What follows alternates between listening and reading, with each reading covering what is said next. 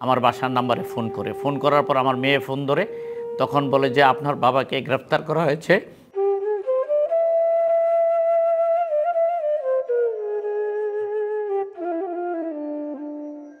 2008-এর নির্বাচনেও মুরাদনগরের জননন্দিত নেতা আলহাজ কাজী শাহ মোফাজ্জল হোসেন কায়কোবাদ সাহেব জাতীয় সংসদ সদস্য নির্বাচিত হয়।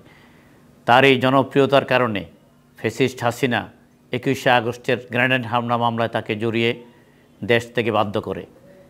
আমরা আমাদের নেতার নির্দেশে কেন্দ্রীয় যত কর্মসূচি আছে সব কর্মসূচিতে অংশগ্রহণ করি, যার কারণে আমার বিরুদ্ধে 19টি মামলা হয়। 2015 সালের মে মাসের 10 তারিখ আমাকে কুমিল্লা শহরের জাউতলা থেকে ডিবি পুলিশের সহযোগিতায় মুরাদনগর থানা পুলিশ গ্রেফতার করার জন্য আসে। আমি আমার স্ত্রীর পাসপোর্ট আনার জন্য রেসকোর্সে গিয়েছিলাম।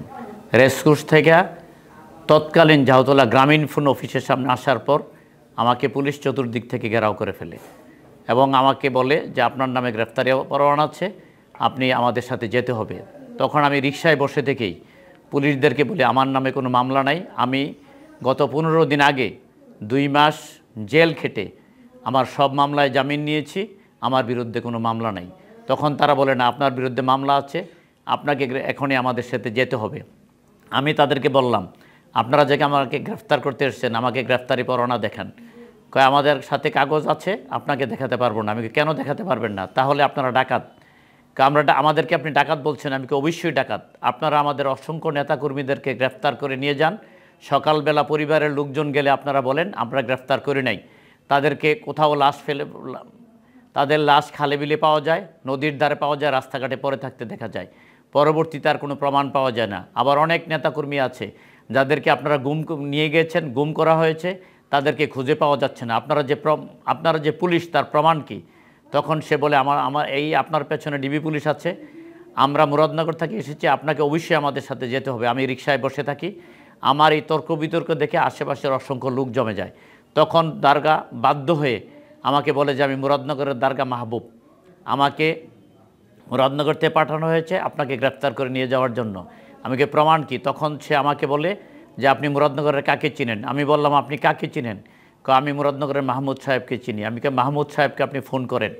তখন সে মুরাদনগরের মাহমুদকে ফোন করে আমার নাম্বার চাই। আমি বলছি না, আমার নাম্বার থেকে ফোন করা যাবে না, আপনি আপনার নাম্বার থেকে ফোন করেন। মাহমুদ হলো মুরাদনগর যুবদলের নেতা, আমাদের মুরাদনগর প্রপারে বাড়ি। তখন সে মাহমুদের নাম্বারে ফোন করে, মাহমুদ ফোন রিসিভ করার পর বলে যে আমি ভুয়া কামালকে গ্রেফতার করেছি এবং তাকে এখন ডিবি অফিসে নিয়ে যাব, এবং মাহমুদকে আমার সাথে কথা বলায়। তারপর সে ফোন রাখার পর আমি বললাম যে আপনি আমার বাসার নাম্বারে ফোন করেন। তখনও সে আমার ফোন চাই। আমি বলছি না, আমার ফোন দিয়ে আপনাকে ফোন করতে দেব না। তখন আমি আমার বাসার নাম্বার বলি, সে তার নাম্বার থেকে আমার বাসার নাম্বারে ফোন করার পর আমার মেয়ে ফোন ধরে তখন বলে যে আপনার বাবাকে গ্রেফতার করা হয়েছে।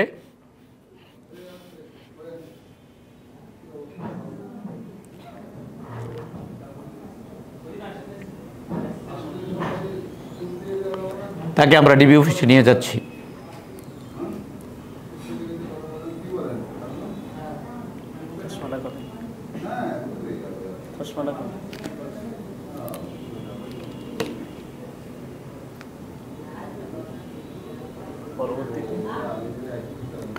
পরবর্তীতে আমাকে গাড়িতে উঠানো হয়, গাড়িতে করে আমাকে ডিবি অফিসে নিয়ে যাওয়া হয়।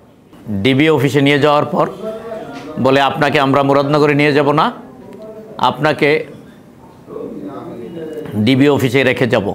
তারপর আমাকে আমার মোবাইল এবং জমা রেখে আমাকে ডিবি অফিসে কাস্টডিতে ঢুকানো হয়। ডিবির তৎকালীন ওসি এসে আমাকে বলে যে আপনি এখানে কেন? আমাকে মুরাদনগরের পুলিশ গ্রেফতার করে আপনার হাজতখানায় রেখেছে, আপনার কোনো কিছু প্রয়োজন আছে? আমি বললাম যে আমাকে নামাজ পড়তে হবে, জোহরের নামাজের সময় হয়েছে। কয় না, এখানে আপনাকে ওযু করার সুযোগ দেওয়া যাবে না, এখানে আপনি তায়াম্মুম করে বসে নামাজ পড়ে নেন। আমি বললাম যে এখানে তো প্রস্রাব দেখা যায় বোতলের মধ্যে, বাথরুম নাই।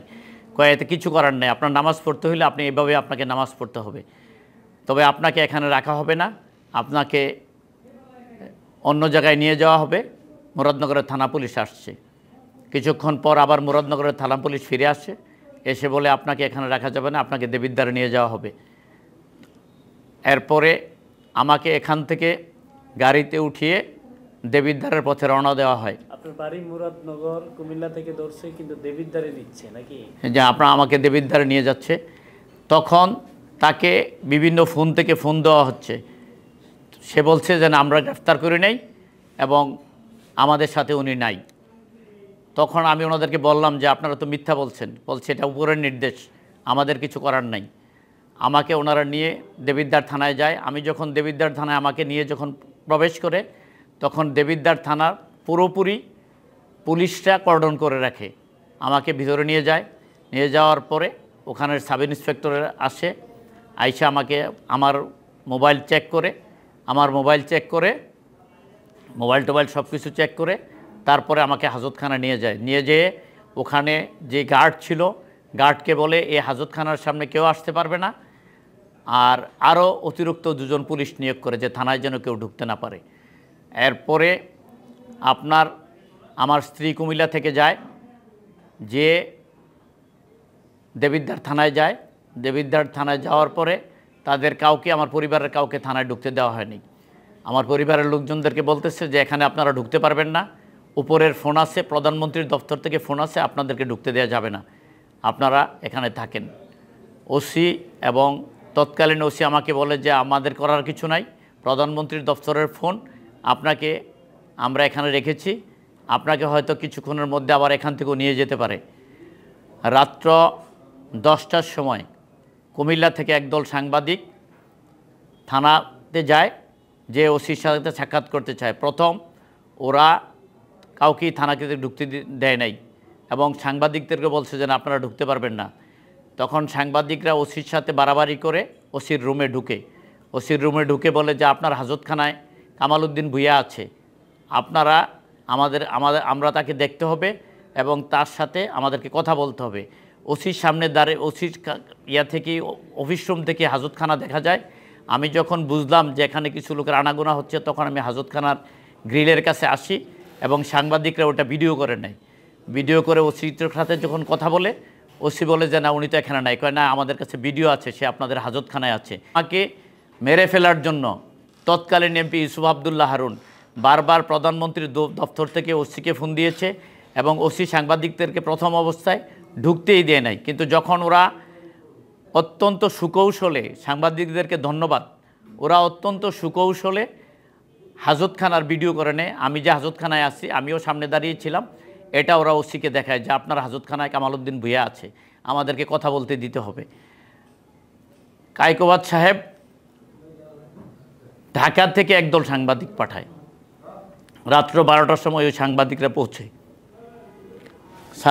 পৌঁছে ওসির সাথে কথা বলে। ওসি প্রথম তাদের সাথে অস্বীকার করে। তখন সাংবাদিকরা বলে যে না, আমাদের কাছে তথ্য আছে, উনি আপনার হাজতখানায় আছে, আমাদেরকে ওনার সাথে কথা বলতে দিতে হবে। তখন সে বাধ্য হয়ে ওদেরকে হাজতখানার সামনে আসতে দেয়। আসার পরে ওরা আমার হাজতখানায় যে আমি ছিলাম, আমি একাই ছিলাম, আমার ভিডিও করে নেয়।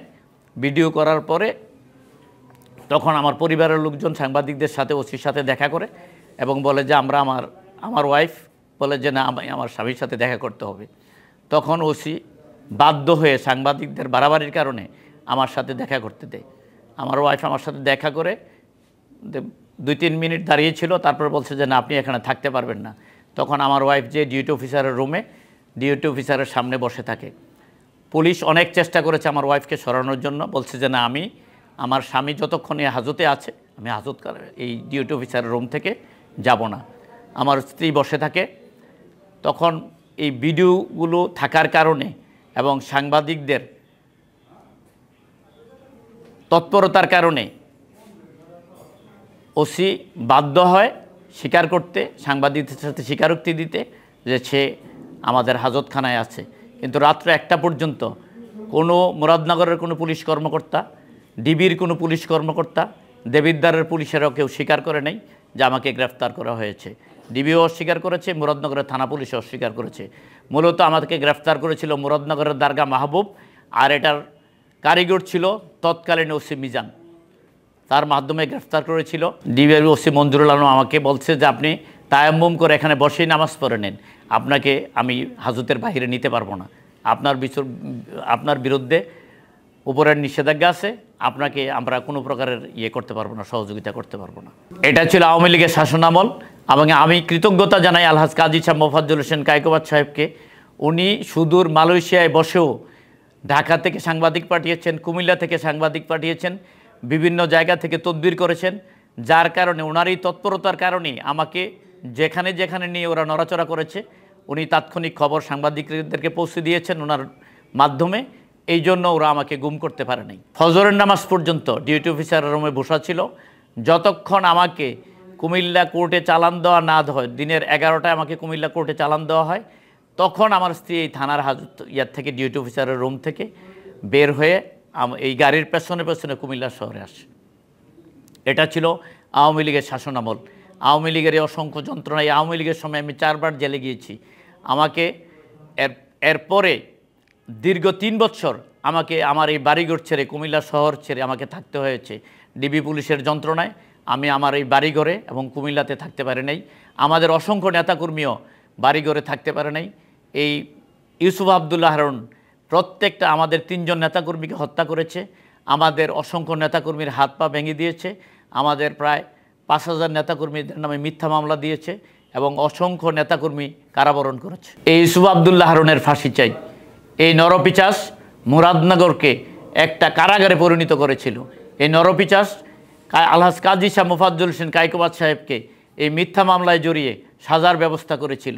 এই নরপিচাস মুরাদনগরকে একটা মাদকের আখড়ায় পরিণত করেছে। এই নরপিচাস মুরাদনগরের সমস্ত জায়গা জমিগুলো, সরকারি জায়গা জমিগুলো দখল করে বিক্রি করে দিয়েছে। এই নরপিচাস মুরাদনগরকে একটা সন্ত্রাসের অভয়ারণ্যে পরিণত করেছিল।